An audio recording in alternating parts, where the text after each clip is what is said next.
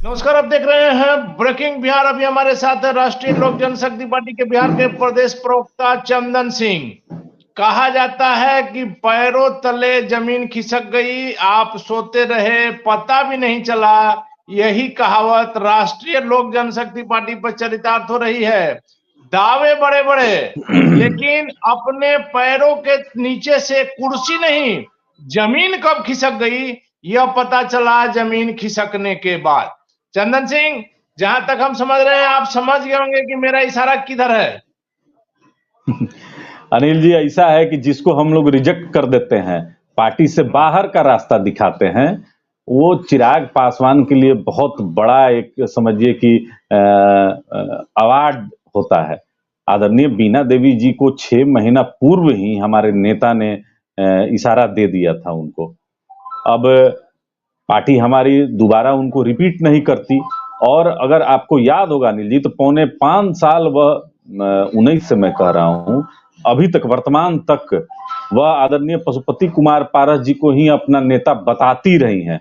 यहां तक कि पटना के तमाम सड़कों पर अपना उन्होंने बैनर लगाया राष्ट्रीय लोक जनशक्ति पार्टी के नाम पर। लेकिन हम समझ सकते हैं कि चूंकि हाजीपुर में जो हमारा 24वां स्थापना दिवस समारोह था, इससे चिराग पासवान जी के पेट में बहुत ज्यादा मरोड़ था।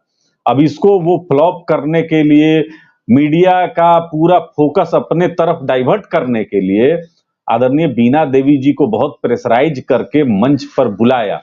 चूंकि उनके बहुत सारे नेता को भी नहीं मालूम था कि वो मंच पर आने वाली हैं, तो हम लोग तो जानते हैं। और आदरणीय बीना देवी जी ने जिस तरीके का बयान दिया कि हमको नहीं मालूम था, सिग्नेचर करा लिया गया, तो देखिए पढ़ी लिखी महिला है, पूर्व में भी विधायक रही हैं, और इस तरीके का बचकाना बयान पर हम लोग हंस सकते हैं और हम लोग क्या कह सकते हैं। हाँ, जहां गई हैं लेकिन आपके बयान को कैसे समझा जाए। आपने कहा कि वीना देवी को जबरदस्ती इस प्रकार का कराया गया, चिराग पासवान ने प्रेशर देकर के उस दिन बुलाया।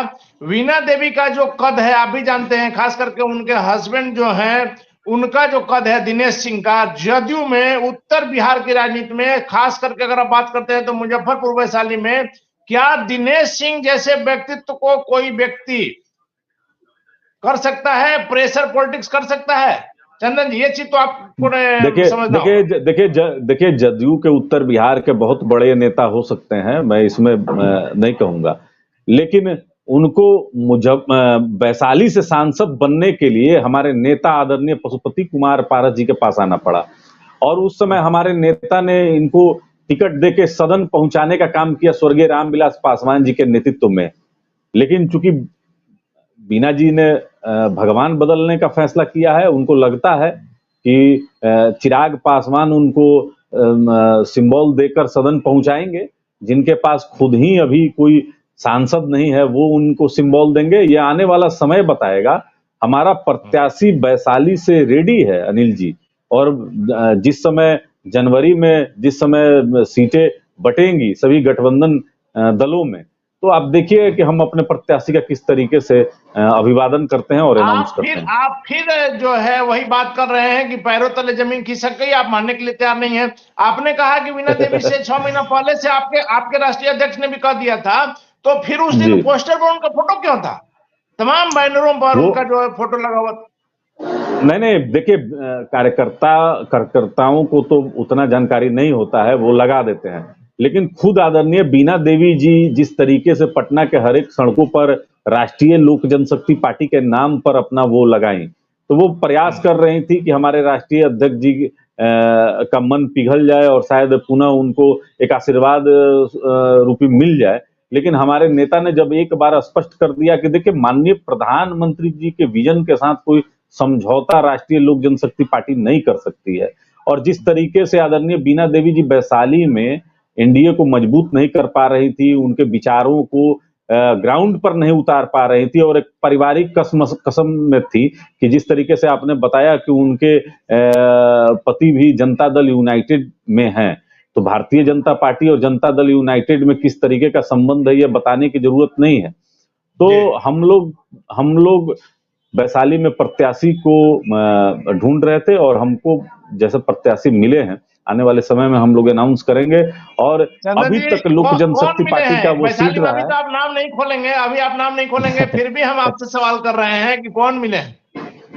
देखिए, हमारे राष्ट्रीय अध्यक्ष और जब उनके तरफ से इस नाम की घोषणा हो जाएगी तभी एज ए प्रवक्ता हम उस पर कोई बात कर सकते हैं। चलिए, एज ए प्रवक्ता आप नहीं खोलिए, आपकी बाध्यता हम समझ सकते हैं और कोई आदमी अभी नहीं नाम खोल सकता है। लेकिन फिर बड़ी बात हो रही है, आप कह रहे हैं कि वैशाली से आपके प्रत्याशी रेडी है, हाजीपुर से खुद आपके राष्ट्रीय अध्यक्ष का सीट कंफर्म नहीं है, वैसे में ये बड़ी बात नहीं हो रही है? अनिल जी, देखिए, अगर हाजीपुर से वर्तमान सांसद रहते हुए हमारे नेता का टिकट नहीं कंफर्म है तो अब हम लोग तो क्या ही कह सकते हैं। बस इस पर हंसी आती है कि किस तरीके से कोई एक अजीब तरह का एक वातावरण बनाने का प्रयास किया जा रहा है।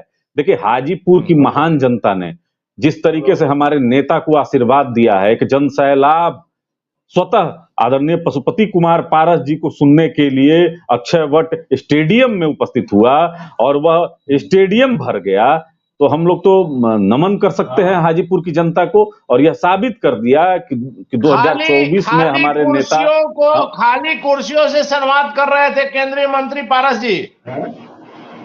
देखिए, अब जिनके खुद बापू सभागार में जमीन के बदले लाया गया हो और जिसका पूरा ही हॉल खाली हो, हम लोग तो देखे कई चैनलों पे चला है। मैं तो एक न्यूज चैनल के माध्यम पर बात कर रहा हूं। तो अब इस पर देखिए, चिराग पासवान, आपकी बात ठीक है, आपकी बात ठीक है चंदन जी, बापू सभागार की तस्वीर आपने देखी होगी, इससे हम इनकार नहीं कर रहे हैं। लेकिन आपने अपने स्थापना दिवस की तस्वीर देखी या नहीं? वो भी कई चैनलों पर चला था कि पारस जी के भाषण के समय कुर्सियां खाली नजर आ रही। ऐसा है अनिल जी कि उस समय मैं खुद वहां स्टेज पर मौजूद था, कहिएगा तो तस्वीर आपको भेज दूंगा। और एक अपने आप, हाँ, एक अपने आप में जो एक विहंगम दृश्य था कि पूरा हाजीपुर 2.5-3 घंटे के लिए चौक कर गया जिस तरीके से, और हर जगह आदरणीय पशुपति कुमार पारस जी का ही चेहरा नजर आ रहा था झंडे में। तो हर जगह जहां जाइए वहां लोक जनशक्ति पार्टी, राष्ट्रीय लोक जनशक्ति पार्टी का ही नारा लग रहा था। एक विहंगम दृश्य था। अब कोई इसको पचा नहीं पा रहा है, तो अब इसके लिए हम लोग क्या कहें। अब तो कोई भाई है कि आपका स्थापना दिवस प्रोग्राम सफल रहा? हमारे स्थापना दिवस में जो इतिहास रचा गया है वह आज तक वैसा इतिहास नहीं हुआ है। स्वर्गीय रामविलास पासवान जी जब पहली बार दिल्ली में रामलीला मैदान में जब पहली स्थापना दिवस मना रहे थे, उसी समय इस तरीके की भीड़ हुई थी। उसके बाद यह हाजीपुर में ही 24वें स्थापना दिवस में यह हो पाया है। तो हमको बहुत गर्व है अपने नेता पर। संजय सिंह जो लोजपा आर के प्रचार प्रसार के प्रमुख हैं, उनके मुजफ्फरपुर के प्रभारी हैं, उनका दावा है कि 120 गाड़ियां वो 4 चक्का लाए, 200 से ज्यादा बाइक लाए, और उनकी जो जितनी भीड़ अकेले वह लाए, उतनी पूरी भीड़ जितनी संजय सिंह लाए, उतनी भी भीड़ केंद्रीय मंत्री पारस जी की सभा में उनके स्थापना दिवस में नहीं थी। वही तो बात मैं कह रहा हूं कि गिट्टी चोर, बालू चोर, जेबीजी और सहारा का पैसा लूटने वाले जो लोग हैं वह सभी लोग मंच पर मौजूद थे। और जैसा आप बता रहे हैं कि यही वो महोदय हैं जो 2900 वोट लाए थे, जिनको चिराग पासवान जी ने बहुत बड़ा एक पद दिया है। तो ऐसे ऐसे लोग हैं जो आप पता कर लीजिएगा अपने सूत्रों के हवाले से कि जो मंच पर कुर्सियां लगी थी वो तक बिकी हुई थी। 1 लाख जो देगा वो आगे बैठेगा, 75,000 जो देगा वो उसके पीछे बैठेगा, 35,000 देगा वो तीसरे रो में बैठेगा, 15,000 जो देगा वो चौथे रो में बैठेगा। देखिए, जब कार्यकर्ताओं, जो खून पसीना लगाने वाला कार्यकर्ता है, जब उसकी उपेक्षा होती है वह पार्टी कभी भी आगे नहीं बढ़ सकता है। और जैसा आप बता रहे हैं कि 100 गाड़ी और 400 मोटरसाइकिल और 500 मोटरसाइकिल लाने वाले जो ये लोग धन पशु हैं, यह फंडर हो सकते हैं, लेकिन राजनीति में कभी भी स्वर्गीय रामविलास पासवान जी के विचारधारा पर चलने वाले ये लोग नहीं हैं।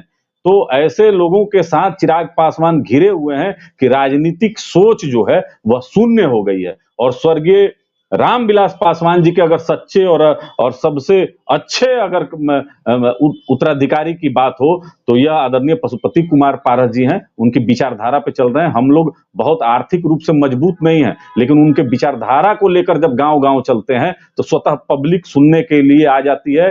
अक्षय वट जैसे स्टेडियम को भरने का काम करती है। बापू सभागार भरवे नहीं किया और 300 या 400 मोटरसाइकिल 100 गो 4 व्हीलर लेके आए थे। बताइए, यह मतलब हंसी आता है इस तरीके के दावों पर। जब यही सब भर दिए तब इनके राजू तिवारी जी क्या लाए, इंजीनियर रमेश क्या लाए, महुआ संजय सिंह क्या लाए, राघोपुर राकेश रोशन क्या लाए, चिराग पासवान के नाम पर क्या आया। तो सरासर देखिए ढोंग और पाखंड इन लोग का काम है। पूरा पटना इन लोग का पूरा बापू सभागार खाली था और किस तरीके से पटना के जो कुछ पॉकेट हैं वहां पर किस तरीके से साड़ी और जमीन का लालच देकर फिर महिलाओं को लाकर आगे बैठाया गया।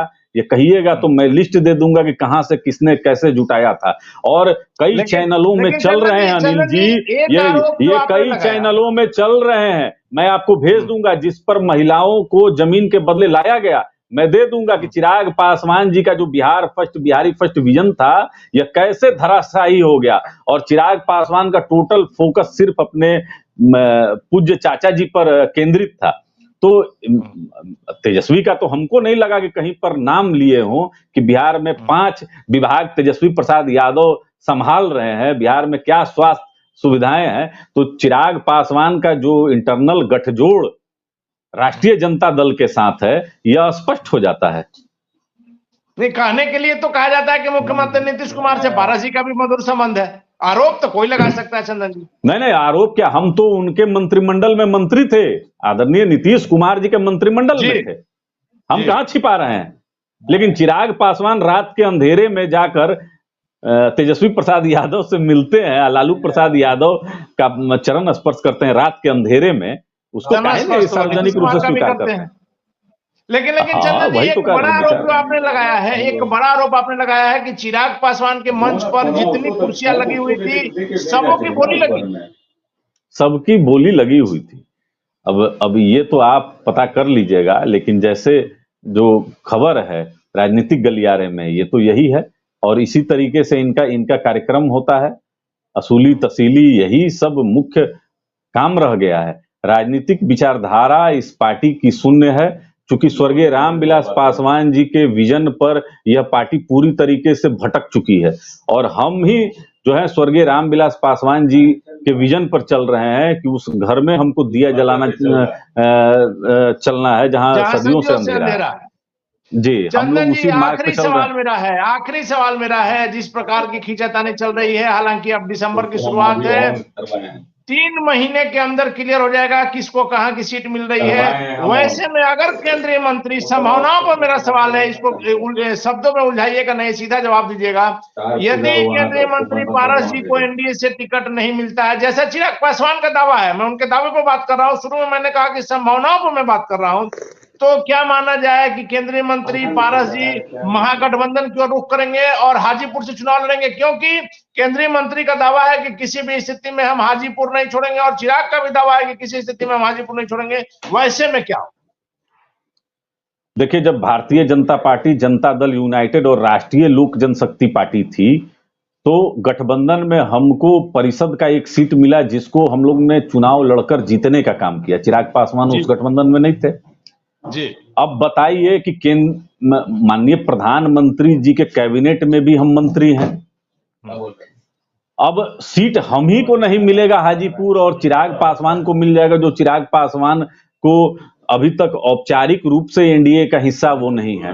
उनको किसी बैठक में नहीं बुलाया गया है। अभी तक सिर्फ एक बैठक में बुलाया गया है जिसमें 39 दल की बैठक थी चिराग पासवान को, और वो हाजीपुर पर दावा कर रहे हैं। देखिए, 100 बात की एक बात है कि चिराग पासवान को जमुई में इस बार जमानत जब्त होगा और इस चीज को चिराग पासवान भली भांति समझ चुके हैं। अब वह किसी भी तरीके से वहां से भागना चाहते हैं, क्योंकि उनका तो स्लोगन था कि मैं जमुई में युवा अवस्था में आया था और वृद्ध होकर जाना चाहता हूं।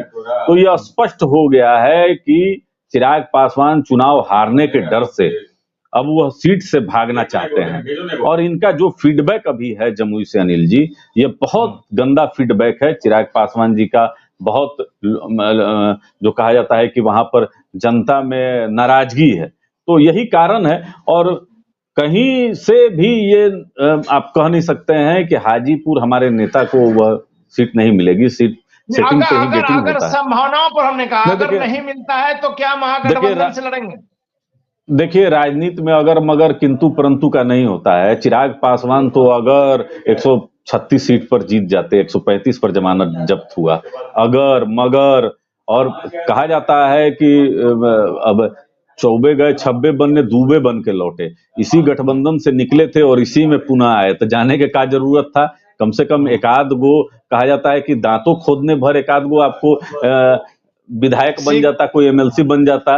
लेकिन आपको तो कुछ नहीं आपका हुआ। आप सिर्फ अपने कार्यकर्ताओं को और सेकंड लाइन नेताओं को सिर्फ मूर्ख बना रहे हैं। और अभी भी यह टिकट का लालच देकर काफी लोगों को प्रलोभन दे रहे हैं कि आइए हमारे पास, हम आपको टिकट देंगे, जबकि इनके पास भारी अकाल है नेताओं का। सिर्फ हाँ, ठेकेदार, हम कहें ना कि बालू चोर, गिट्टी चोर, जेवीजी या सहारा के लूटने वाले लोग का भरमार है, लेकिन पॉलिटिकल थॉट वाले का बहुत कमी है। धन्यवाद आपका। थे हमारे साथ राष्ट्रीय लोक जनशक्ति पार्टी के बिहार के प्रदेश प्रवक्ता चंदन सिंह। चिराग पासवान पर तीखा हमला, उनके मंच पर सारी कुर्सियां बिकी हुई थी। चिराग पासवान रात के अंधेरे में तेजस्वी यादव, मुख्यमंत्री तेजस्वी यादव से मिलते हैं और किसी भी स्थिति में केंद्रीय मंत्री पारस जी, चूंकि एनडीए के पुराने सहयोगी हैं, चिराग पासवान को वहां सीट नहीं मिलेगी। लगातार चिराग पासवान दावा कर रहे हैं, लेकिन चंदन सिंह ने जाहिर दावा किया कि उनका यहाँ का स्थापना दिवस पूरी तरह से फ्लॉप था।